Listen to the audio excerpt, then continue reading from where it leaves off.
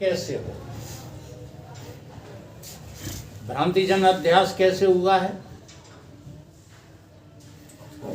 हम जो है वो साक्षी के साथ जुड़े। हम किसके साथ जुड़े? साक्षी के साथ जुड़े। ये हमारा भ्रांतिजन्य अध्यास। जी हाँ, ये भ्रांतिजन्य अध्यास क्यों कहा गया है? इसलिए कहा गया है कि हम कोई और अपने को समझ रहे हैं और साक्षी कोई और समझ रहे हैं। अब हम कोई और हैं, साक्षी कोई और है, तो ये भ्रांति है कि नहीं है? और ये भ्रांतिजन अध्यास जो है हमको अज्ञान के कारण है। ये काहे से दूर होगा? ये ज्ञान से दूर होगा। जी हाँ। अब ज्ञान किसको होना है? ज्ञान मुझे होना है। अब देखो मैं कहाँ कहाँ स्थित हूँ। मेरे पास बुद्धि है, मेरे पास मन है, चित्त है या अहंकार है, ये सब हैं।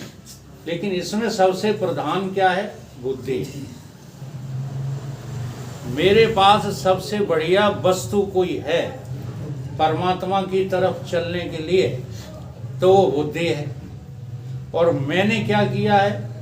मैंने इस बुद्धि को प्राथमिकता दे दी है काहे की? संसार की। इसलिए जब से होश संभाला है, अपना अपना देख लो, आपने अपनी बुद्धि को कहाँ लगा रखा है? संसार में लगा रखा है। तो अब करना क्या है बुद्धि में? बुद्धि में से संसार निकालना है। जी हाँ, और वो हम नहीं निकाल पा रहे। बुद्धि में से संसार को निकाल दो। जब पूरा संसार तुम्हारी बुद्धि में से निकल जाएगा, अब पूरा संसार तो कुछ निकालने की जरूरत नहीं पड़ेगी। क्या क्या निकालना है आपको? अपनी बुद्धि में से क्या क्या निकालना है? जिसको तुम्हारी बुद्धि ने अपना मेरा करके, अपना करके पकड़ रखा है, उसको निकालना। पर्वत नहीं निकालना, पहाड़ नहीं निकालना, नदियां नहीं निकालनी। हाँ, संघर्ष कलह का कारण है ये ऊंच नीच की भेद दृष्टि। ईश्वर की दुनिया में तुमने रच ली है अपनी क्षुद्र सृष्टि। तो आपको अपनी सृष्टि को निकालना है बुद्धि में से। वो आपने रची है, वो परमात्मा के ऊपर दोष मत लगाया करो। परमात्मा ने तो स्त्री पुरुष बना के भेजे थे, पति पत्नी किसने बनाए? बोलो, पिता पुत्र किसने बनाए? आज भी तुम्हारे यहाँ जो है किसी बालक का जन्म हो जाए तो ढोलक मजीरा पिटवाते हो। और अपने प्रारब्ध को कहते बहुत मजबूत है। और वही मैं जगदीश को समझाता हूँ। अच्छा, जितना हम नजदीकी से जगदीश को समझाते हैं, इतना और किसी को समझाते हैं? क्यों? क्योंकि मुझे लगता है कि ये नर्क की ओर जा रहे हैं, इसलिए। तुम्हारे विषय में मुझे लगता ही नहीं। अब जैसे गुड्डू चुप बैठे रहते हैं तो मुझे लगता ही नहीं। मुझे तो ये लगता है कि सुलझे हुए हैं, इसलिए अपने चुप बैठे रहते हैं। और मेरा कोई नज़दीकी वो भी नहीं है, जानकारी भी नहीं। समझ रहे हैं उन बातों को? तो हमारा जो देह है, इनको नर्क दिखाना, वो ये थोड़े ही कि तुम नर्क में बने रहो।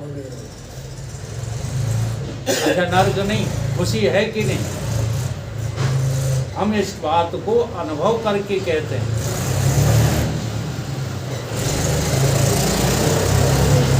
जैसे जगदीश के गूंगे का ब्याह नहीं होता, वो ठीक रहता जगदीश के लिए, या ब्याह हो गया उनके लड़के का, वो ठीक है। बहुत कांटे की बातें हैं। आ रही बात समझ? अगर उसका विवाह न होता तो जगदीश नरक से जल्दी निकल आते। फिर उसके बाद देखिएगा, अब गूंगे के बच्चियां नहीं हुई, बच्चे ही बच्चे हुए, बच्चे ही बच्चे हुए कि नहीं?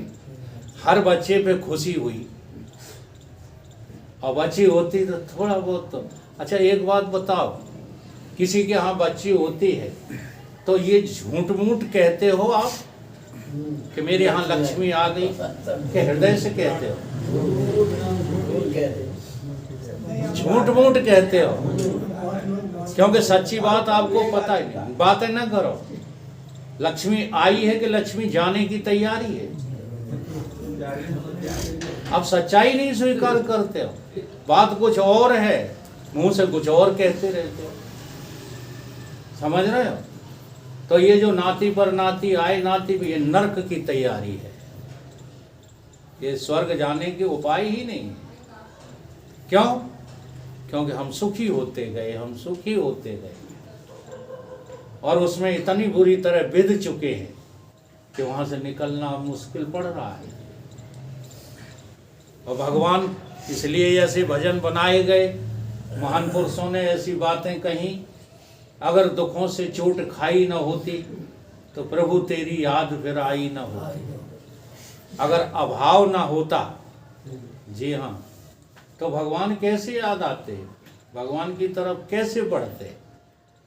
अब आ गए हैं जैसे, चलो सारे सुख हैं, ये भी कहा गया है, जो सुख में सुमरण करे तो दुख काहे को होए। अब बहुत बढ़िया बात है, प्रारब्ध इनका बढ़िया है, इससे बढ़िया और कोई बात हो ही नहीं सकती। हाँ, जैसे सन्यासियों के विषय में कहा गया, मूड मड़ाए 3 गुण, सिर की मिट जाए खाज, बनी बनाए रोटी मिले, लोग कहें महाराज। तो भगवान की ये कृपा ही समझो, दोनों साइड चलती है। भगवान तुम्हें दुख देता है, वो भी कृपा है, भगवान तुम्हें सुख में आगे बढ़ाता है, वो भी कृपा है। लेकिन समझ तो जाओ, अगर समझ में नहीं आ रही है तो घोर नरक में बैठे हो। समझ जाओ, क्या समझ जाओ कि ये मेरे नहीं है, मैं इनका नहीं।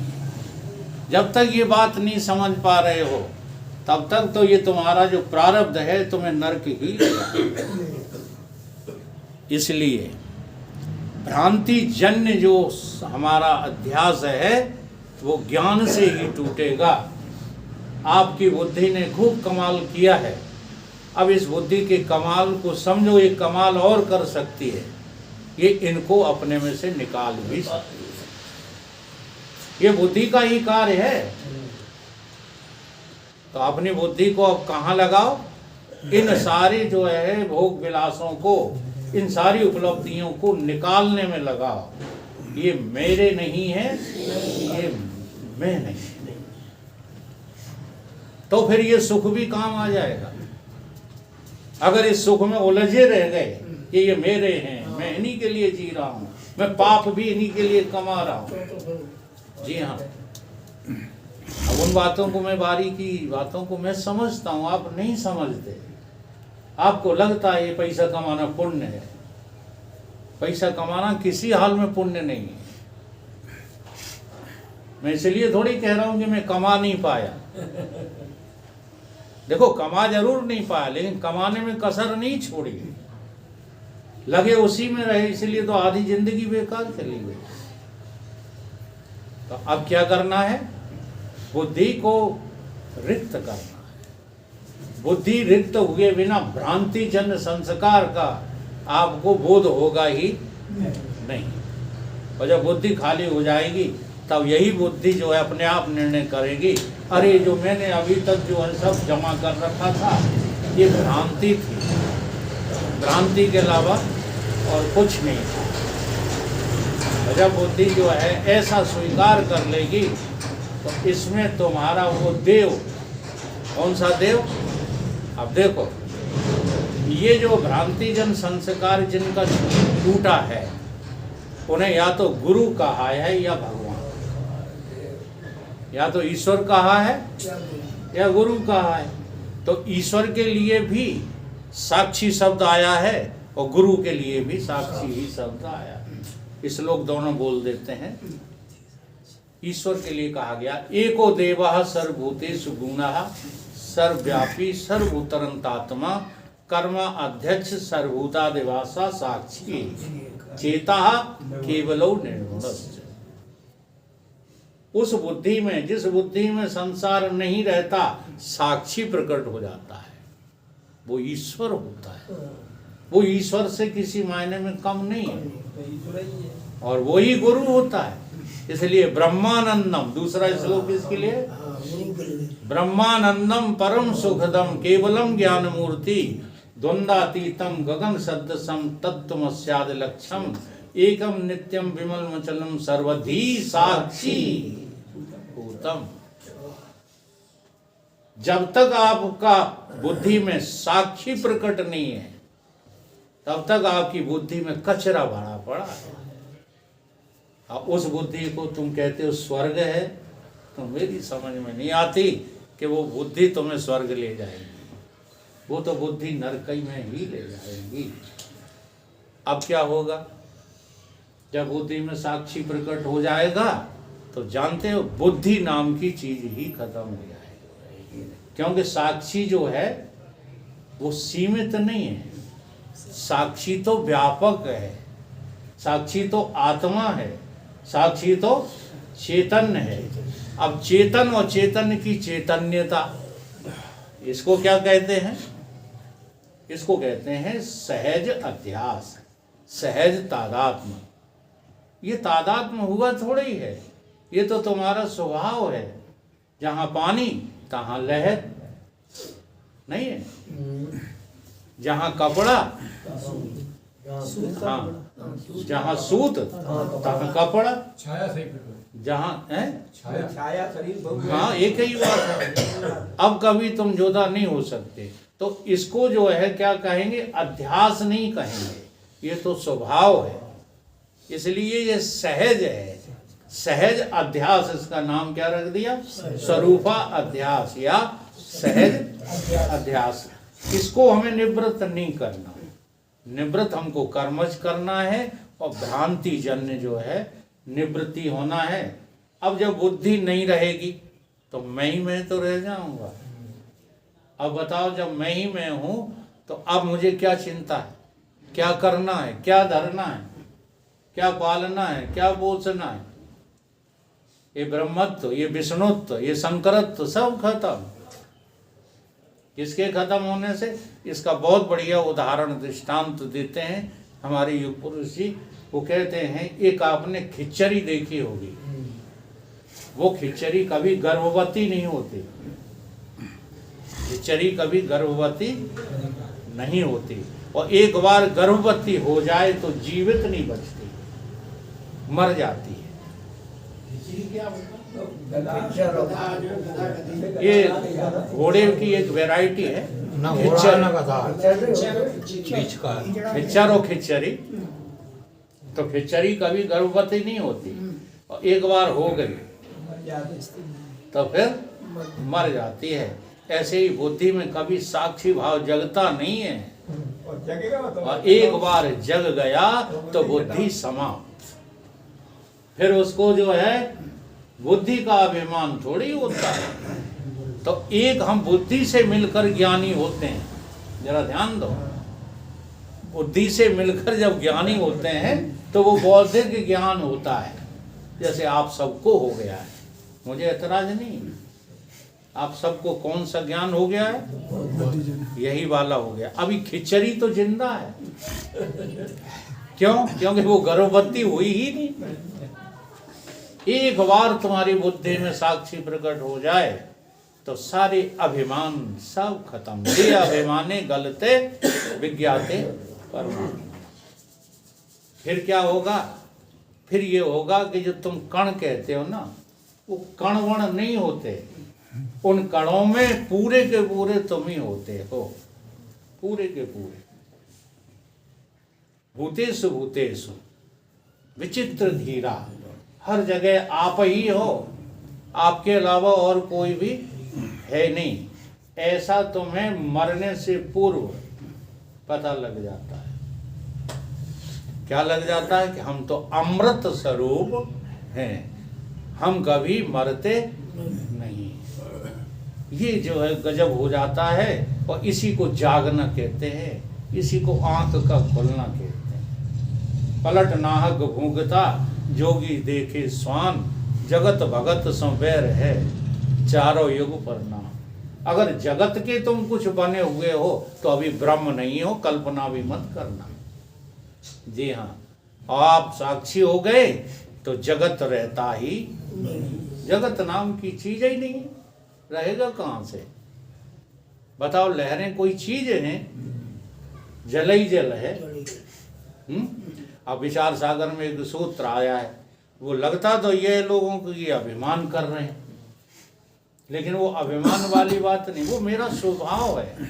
अब्द अपार स्वरूप मम लहरी विष्णु महेश, विजरव चन्ना वर्णियम शक्ति धनेश गणेश।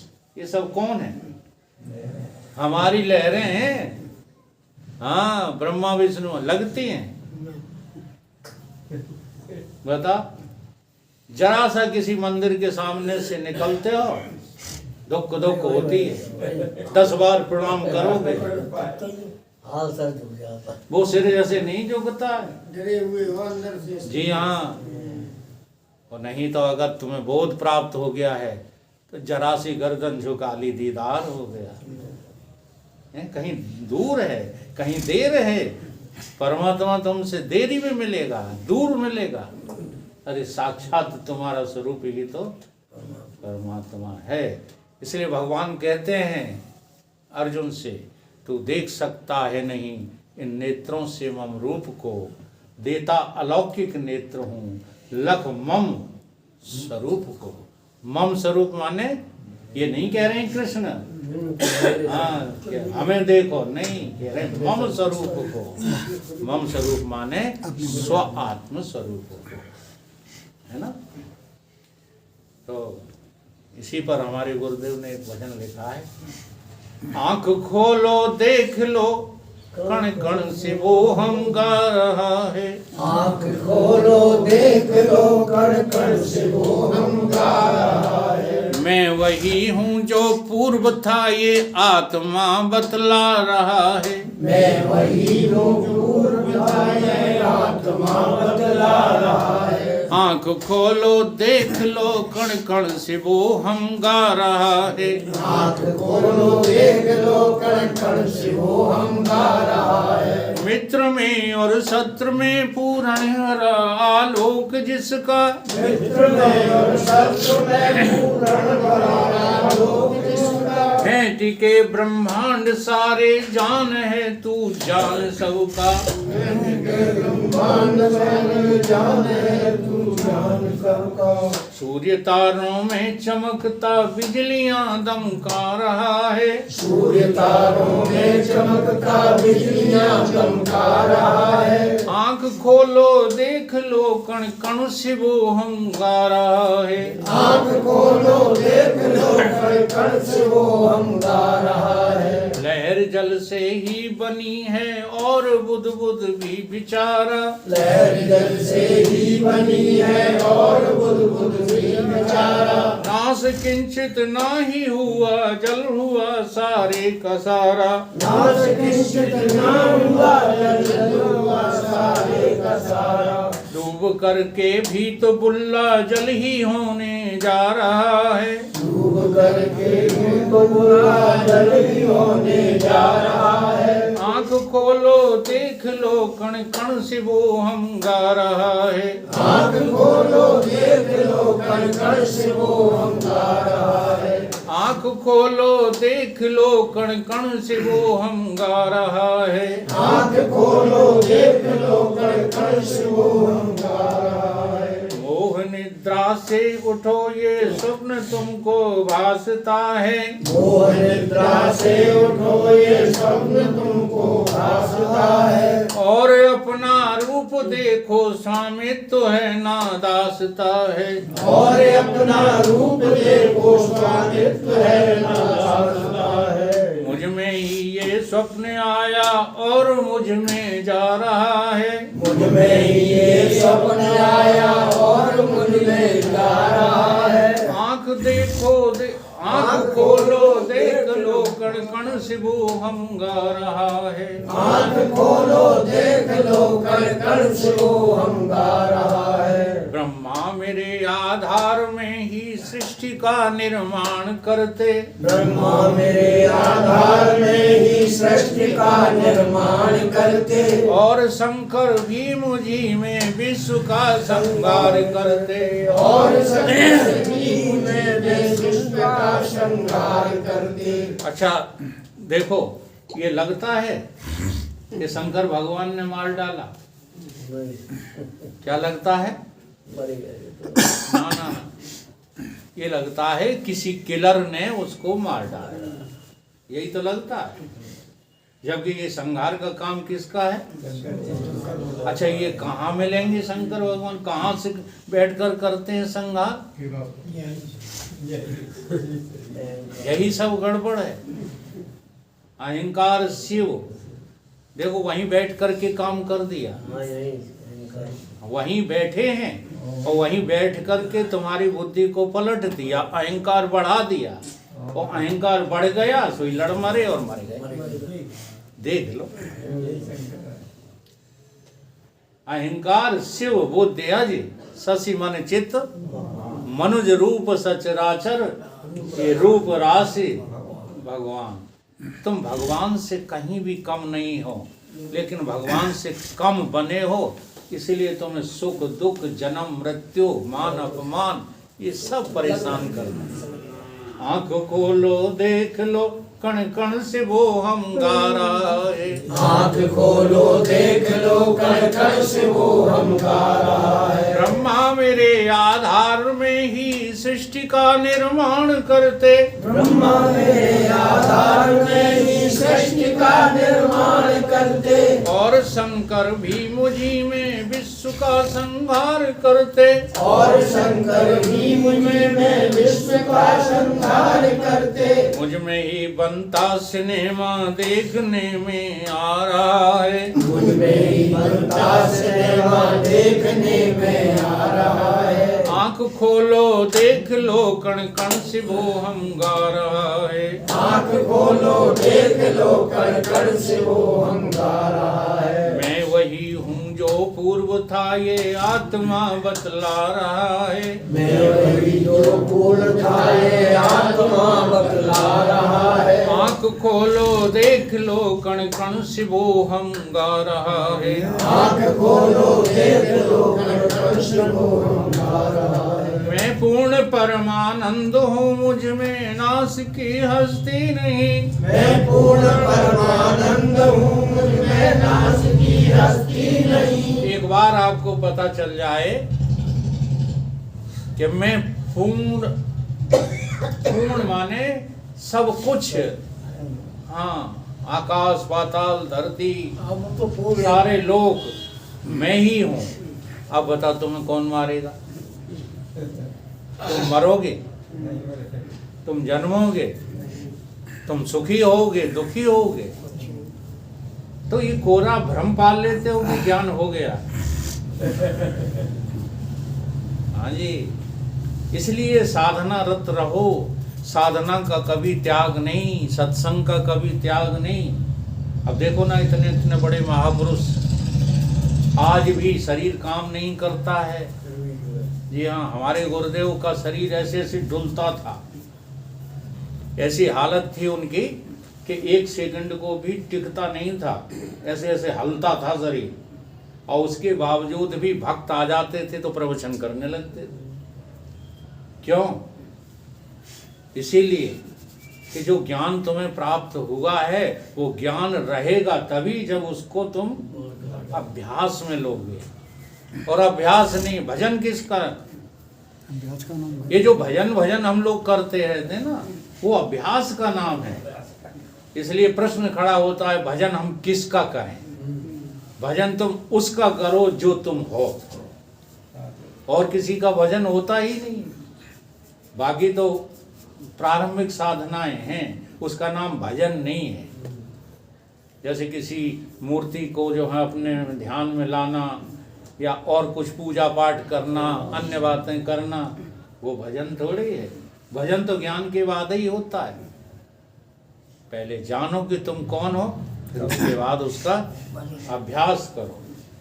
इसी को कहते हैं मैं पूर्ण परमानंद हूँ, मुझ में नाश की हस्ती नहीं। मैं पूर्ण परमानंद हूँ, मुझ में नाश की हस्ती नहीं। सच्चिदानंद के अलावा और की बस्ती नहीं। सच्चिदानंद के अलावा और की बस्ती नहीं। मैं ज्यों का त्यों परिपूर्ण हूँ, ये सतगुरु बतला रहा है। मैं ज्यों का त्यों परिपूर्ण हूँ, ये सतगुरु बतला रहा है। आँख खोलो देख लो, कण कण से वो हम गा रहा है। आँख खोलो देख लो, कण कण से वो हम गा रहा है। मैं वही हूँ जो पूर्व था, ये आत्मा बतला रहा है। मैं वही जो पूर्व था, ये आत्मा बतला रहा है। आँख खोलो देख लो, कण कण से वो हम गा रहा है। आँख खोलो देख लो, कण कण से वो हम गा रहा है। बोलिए सतगुरुदेव भगवान